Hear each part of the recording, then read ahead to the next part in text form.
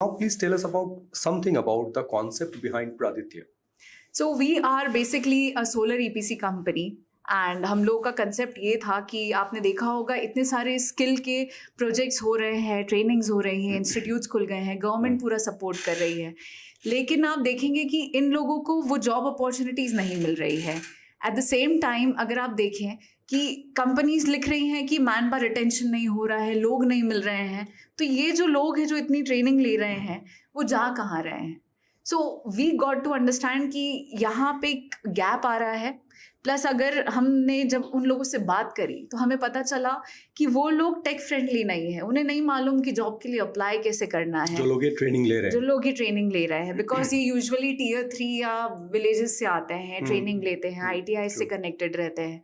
सो हम लोगों ने सोचा अगर हम इन लोगों का एक डेटाबेस को सिस्टमैटिक मैनेज करें, स्किल काउंसिल ऑफ इंडिया से एसोसिएटेड रहें, ITI से एसोसिएटेड रहें, और उनको फिर हम एम्प्लॉयमेंट अपॉर्चुनिटीज़ की तरफ लेके जाएं, क्योंकि at the end of the day हमें चाहिए प्रोजेक्ट्स हमारे पास आ रहे हैं एज ए कंपनी। यूजुअली बड़े प्रोजेक्ट सबलेट होते हैं, तो ये जो काम है ये काम ऐसे लोग ही करते हैं।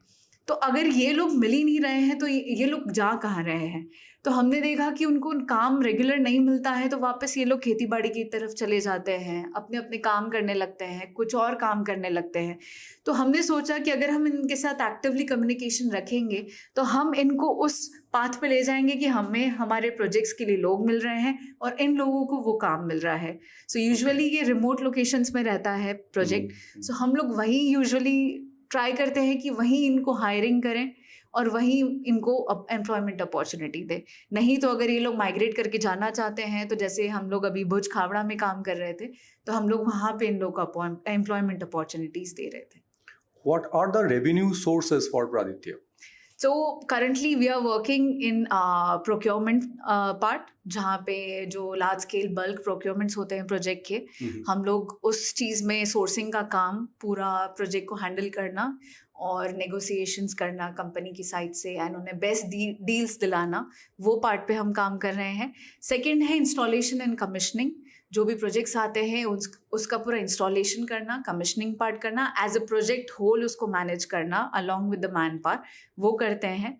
And we are also providing consultancy and market research. जैसे अभी हम फ्लोटिंग सोलर, आपने सुना ही होगा कि एक बूम पे आ रहा है। सो ऑलमोस्ट 1.5 ईयर से हम लोगों ने एक अच्छा मार्केट रिसर्च क्रिएट करा है और अब हम उस सेगमेंट को भी हमारे कंपनी में एड ऑन कर रहे हैं। Okay, as of 2024 data, national government का डेटा ये कहता है कि India has having a capacity of 740 gigawatt of solar energy, मतलब जनरेशन के लिए, right, out of which it is now 80.1 gigawatt has been covered, right, और वो भी पिछले 2 साल से हुए हैं। आज की तारीख में जब हम देखते हैं तो सोलर का भी 2-3 वैरायटी आ चुका है। पहला तो एक बैरन लैंड की रिक्वायरमेंट होते हैं जो 3% प्रोक्योरमेंट कर चुके हैं गवर्नमेंट, और उसमें ये बनाया जा रहा है। दूसरा जो डोमेस्टिक वाले हैं, जो आजकल रूफटॉप सोलर के नाम से बहुत जाना जा रहा है और उसको एक सब्सिडी के तौर पे प्रमोट किया जा रहा है, और उसमें भी हम देखते हैं कि 1.5 करोड़ हमको रूफटॉप लगाने होते हैं। 2 दिन के अंदर सारे रजिस्ट्रेशन हो जाते हैं, फिर इंस्टॉलेशन का कोई ठिकाना नहीं होता है। So is this the technically fault है कुछ, या सिस्टम की कोई वजह से हम इतने पीछे हैं, जबकि अपॉर्चुनिटी हिंदुस्तान में सोलर के लिए बहुत ज़्यादा है, ऐसा देखा जाता है। And that is the reason maybe government has approved 100% FDI in solar. Right. So how you look into this ecosystem? So as the base level player, अगर मैं ये बात करूँ तो हमने देखा है कि बहुत बार जो मैन पावर का स्किल सेट है वो उस तरीके का नहीं है, उसके कारण बहुत बार प्रोजेक्ट में डिलेज होते हैं। अगर हम देखें दूसरे पार्ट पे, तो जो सप्लाई और डिमांड में गैप आ रहा है, पॉलिसीज चेंज हो रही है। पहले हमारा चाइना पे डिपेंडेंसी बहुत ज़्यादा था, अभी डिपेंडेंसी कम होता जा रहा है, हम लोग उसको कम करते जा रही है गवर्नमेंट। तो उसके कारण बीच बीच में सप्लाई के गैप्स बहुत क्रिएट होते हैं। हमारी इंडिया की मैन्युफैक्चरिंग यूनिट और जो पूरा सप्लाई चेन है वो अब जाके खुद से सेल्फ सफिशिएंट हो रहा है, जिसके कारण अगेन सेटबैक आता है। प्लस हमारे टेक्नोलॉजिकल एडवांसमेंट अभी उतना नहीं है जितना कि दूसरी कंट्रीज का रहा है। सो बिकॉज हमने बाहर से इंपोर्ट पे एक बैरियर क्रिएट करा है, अब हम खुद से एक सेल्फ डिपेंडेंट कंट्री होते जा रहे हैं। तो ये जो छोटे छोटे बॉटलनेक्स हैं कहीं ना कहीं ये चीज़ों को आगे पीछे लेके जाते हैं। प्लस हर स्टेट का अपनी अपनी जो गवर्नमेंट है उनका इसकी तरफ एक जो रुझान है वो बहुत अलग है। आप अलग अलग स्टेट का देखेंगे कि कोई बहुत ज़्यादा इंटरेस्ट लेता है और उसको फास्ट ट्रैक करता है, कोई स्टेट बहुत पीछे चल रहा है, स्लो डाउन चल रहा है। तो ये जो छोटे छोटे बॉटलनेक्स हैं, जैसे हम लोग खावड़ा में भी देख रहे थे कि डिमांड इतनी सारी है, मैन पावर की, सप्लाई की, हर चीज़ की, लेकिन आप देखेंगे कि वहाँ पे इंफ्रास्ट्रक्चर उतना डेवलप नहीं है और प्रोजेक्ट को फास्ट ट्रैक करने की कोशिश की जा रही है। सो हमें मैन पावर का वहाँ पे रिटेंशन एक बहुत बड़ा इशू रहा है। पहले ही वो एक बैरन लैंड है, हमारे एम्प्लॉयर से हमको उस तरीके का इंफ्रास्ट्रक्चर अभी मिला नहीं है जो कि विथ टाइम डेवलप होगा, पर इसके कारण प्रोजेक्ट में बहुत ज़्यादा अफेक्ट होता है।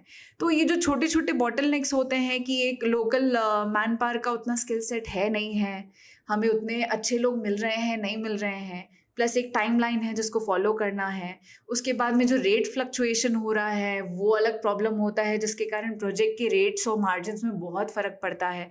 तो और अगर मैं रूफटॉप की बात करूँ तो वहाँ पे प्लेयर्स बहुत ज़्यादा हो गए हैं। वहाँ पे कोई फिल्टर नहीं है। हाँ, मैं आने ही वाला था उसमें जी। तो वहाँ पे कोई फिल्टर क्रिएटेड नहीं है जिसके कारण हर कोई आप देखेंगे जो उतना एक्सपीरियंस नहीं है वो भी अपना बिजनेस खोल के स्टार्ट कर लेता है।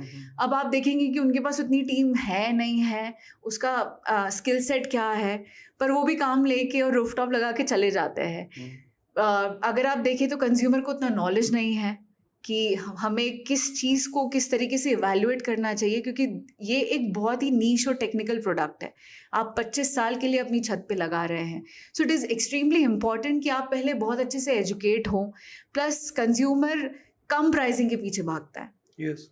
अगर वो 1000 रुपये का भी डिफरेंस हुआ, दे वुड लीव यू। वो ये नहीं देखेंगे कि क्या अच्छा था क्या बुरा था, सामने वाले ने कन्विंस कर दिया, वो रेडी हो जाते हैं and they opt for the cheaper version. So I guess ये सारी जो चीज़ें हैं उसके कारण बहुत बार सेटबैक्स आते हैं मार्केट में। बहुत लो प्राइसिंग पे बहुत बार लोग प्रोजेक्ट्स उठा लेते हैं, प्राइजेस चेंज होते हैं पैनल के कंपोनेंट्स के, then they are not able to handle it, क्योंकि छोटे प्लेयर्स के पास उतना अमाउंट नहीं होता है कि वो लॉस में भी प्रोजेक्ट्स को रन कर लें।